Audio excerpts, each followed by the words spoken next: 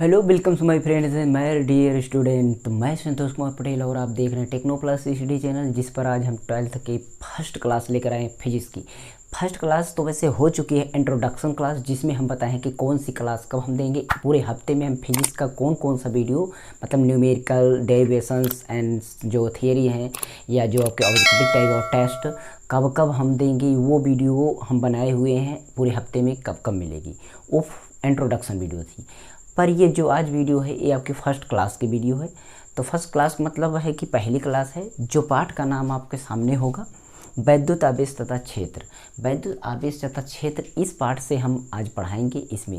बाकी अगर आप सारे पाठ को तो मैं हर साल पढ़ा ही रहा हूँ, तो पिछले साल की भी वीडियो पढ़ी हुई है, उसको भी देख सकते हैं किस तरीके से मैंने पढ़ाया है, किस तरीके से मैंने कवर किया है सारी चीज़ें, न्यूमेरिकल वगैरह सभी चीज़ें, जितनी भी कठिन कठिन चीज़ें हैं सब, डेरिवेशन वगैरह कैसे कर, कौन कौन से इंपॉर्टेंट क्वेश्चन आते हैं, उनकी भी वीडियो मैंने बनाया। तो पिछली वीडियो देख सकते हैं, डिस्क्रिप्शन चेक जरूर करना, क्योंकि वहाँ पर बहुत सारी वीडियो है।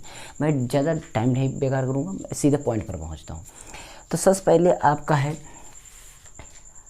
वैद्युत आवेश तथा क्षेत्र। तो वैद्युत आवेश क्या है? सबसे पहले वैद्युत आवेश के बारे में हम समझते हैं कि वैद्युत आवेश द्रव्य का वह गुण है। वैद्युत आवेश द्रव्य का वह गुण है जिसके कारण वैद्युत या वैद्युत के चुंबकीय क्षेत्र जो होता है, मतलब वैद्युत क्षेत्र या वैद्युत चुंबकीय क्षेत्र। तो वैद्युत, इसमें हम कहने का मतलब वैद्युत आवेश जो है ये वैद्युत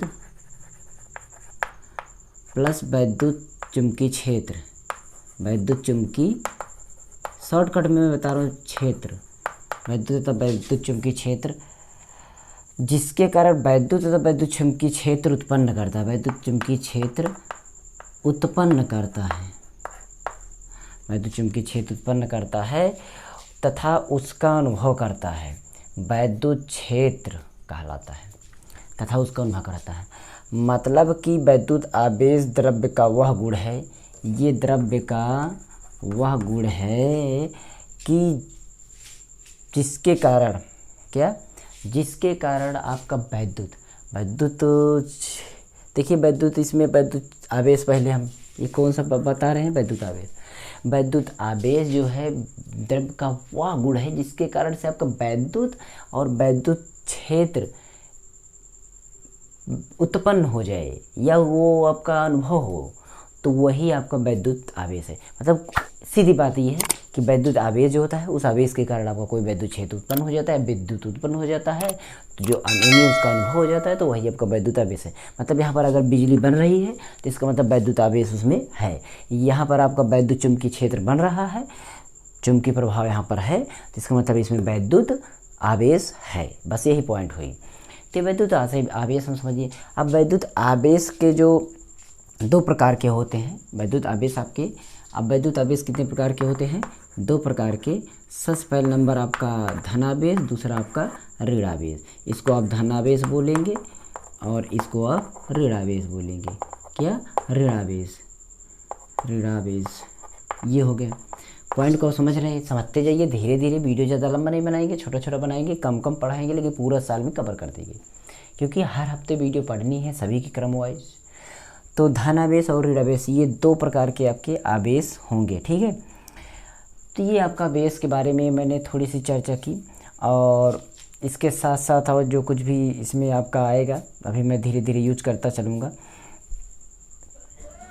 और इसके बाद वैद्युत आवेश हो गया, और जो क्षेत्र में उत्पन्न हो उसका क्षेत्र हो गया। अब वैद्युत संरक्षण का नियम क्या है? मतलब आवेश के संरक्षण के नियम, एक होता है आपका आवेश के संरक्षण का नियम, आवेश के संरक्षण, जितनी मैं हेडिंग लिख रहा हूँ इतनी हेडिंग को आप तैयार कर लीजिएगा कहीं से भी, संरक्षण का नियम, क्योंकि आपका यही पर प्रश्न बनेगा। यहीं से ऐसे ऐसे धीरे धीरे करके प्रश्न को तैयार करेंगे और यहीं से आपका प्रश्न बनने वाला है, ठीक है। तो वैद्युत आवेश संरक्षण का नियम है कि आवेश को न तो नष्ट किया जा सकता है और न ही उत्पन्न किया जा सकता है। मतलब उसको हम खत्म नहीं कर सकते हैं, तो उसको उत्पन्न भी नहीं किया जा सकता है, उसको ख़त्म भी नहीं किया जा सकता है, और मतलब नष्ट नहीं किया जा सकता है। वैद्युत आवेश संरक्षण को, आवेश को मतलब आवेश न तो नष्ट किया जा सकता है और ना ही ख़त्म किया जा सकता है, और यह केवल वस्तु से दूसरी वस्तु, एक वस्तु से दूसरी वस्तु पर ट्रांसफ़र होता रहता है, हस्तांतरित होता रहता है। ये तो न तो कभी नष्ट हो सकता है और न ही उत्पन्न हो सकता है। क्या? न तो उत्पन्न हो सकता है, न तो नष्ट हो सकता है। ये स्थानांतरित होता रहता है। क्या?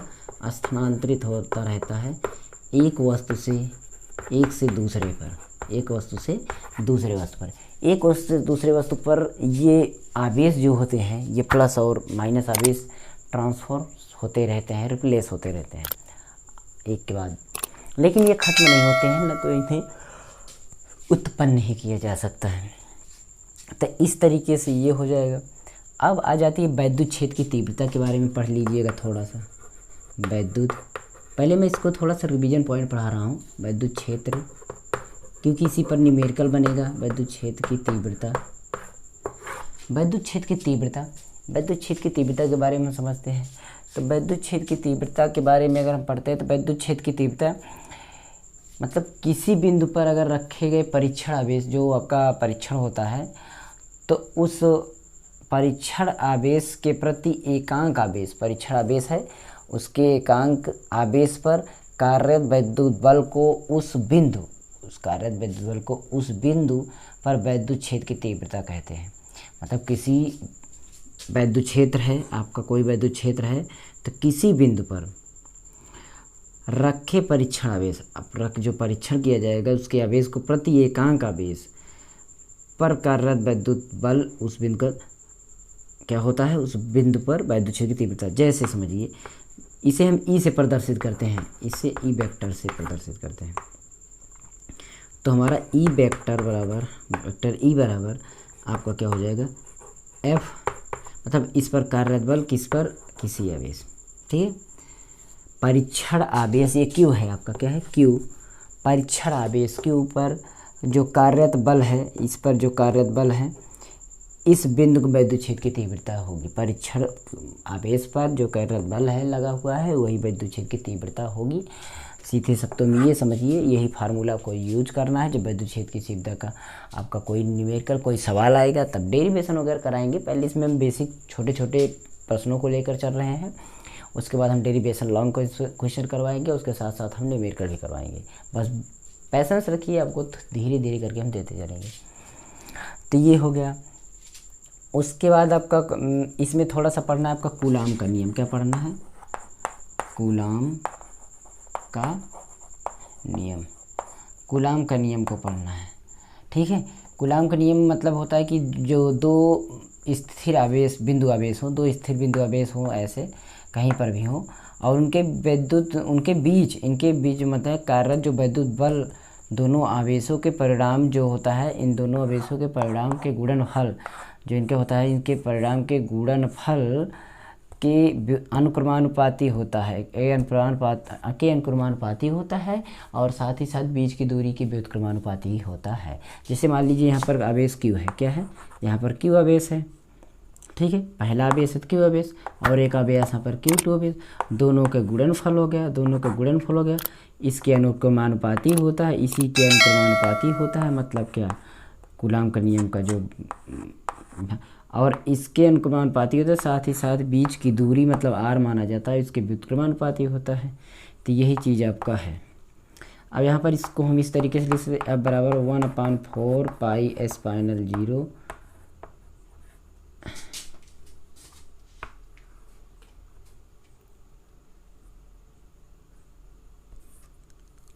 गुणा Q1 Q2 upon R square.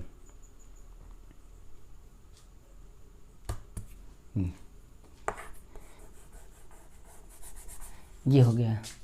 तो ये आपका फार्मूला इतना है आपका कूलाम के नियम से। जब बल निकालना हो कब, जब दो बिंदु मतलब दो आवेश हो, दोनों आवेशों के बीच की दूरी दी गई हो या दूरी ना दी गई हो, पर उनके बीच के लगने वाला जो विद्युत बल आपका लग रहा है, जो कार्यरत बल लग रहा है, वो भी दिया गया हो, तब आपका न्यूमेरिकल इस पर हल होने वाला है। बाकी डेरिवेशन तो बताएंगे ही। तो इस तरीके से इन क्वेश्चन को तैयार करना है आपके।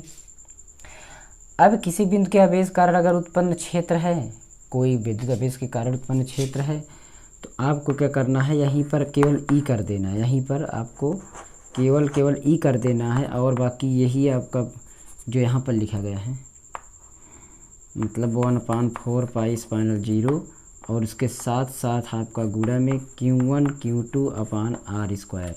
ये केवल यहीं पर ई हो जाएगा, बाकी यही फार्मूला लगभग टोटल हो जाएगा।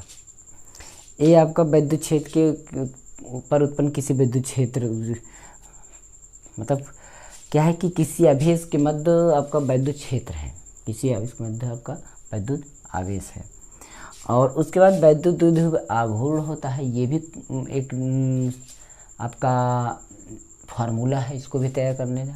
और हाँ एक बात, पूरा फार्मूला का वीडियो हम बनाए हैं, हमारे चैनल पर पड़ा हुआ है, देख लेना पहले से। 1 से लेकर 4 पार्ट तक और 4 पार्ट से लेकर 8 पार्ट तक सभी पूरा क्रम वाइज न्यूमेरिकल मैं लिख करके नोट्स में दिया हूँ।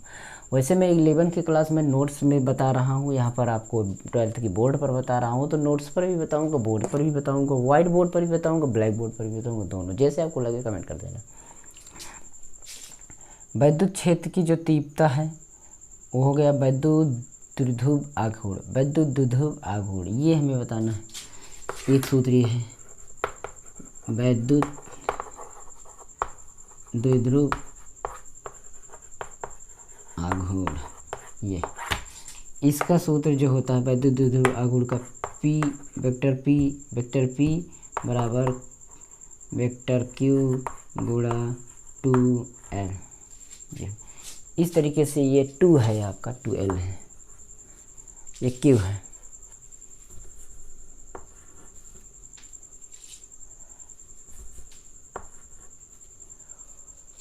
ये विद्युत क्षेत्र और विद्युत द्विध्रुव आघूर्ण का सूत्र है P